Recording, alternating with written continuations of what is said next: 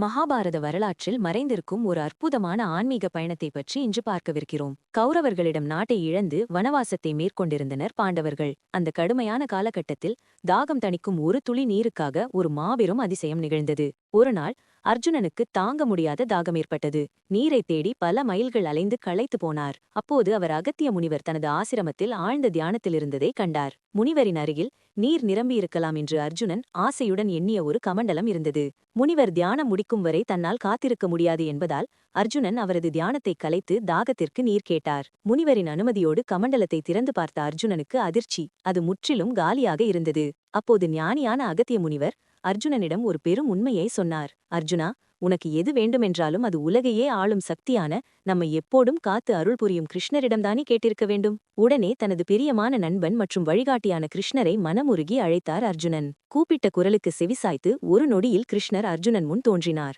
கிருஷ்ணர் அர்ஜுனனின் தவிப்பை போக்க தன் கையில் வைத்திருந்த ஒரு கத்தியை அவனிடம் கொடுத்தார். நீ இந்த கத்தியை எடுத்துக்கொண்டு எந்த இடத்தில் தரையை கீறினாலும் அங்கே உனக்கு தேவையான நீர் கிடைக்கும் என்று கூறிவிட்டு அந்த இடத்தை விட்டு மறைந்தார். கிருஷ்ணர் மீது முழு நம்பிக்கை வைத்த அர்ஜுனன் அவர் சொன்னபடியே அந்த கத்தியால் தரையை கீறினான். ஒரு வினாடியில் ஒரு மகா அதிசயம் நிகழ்ந்தது.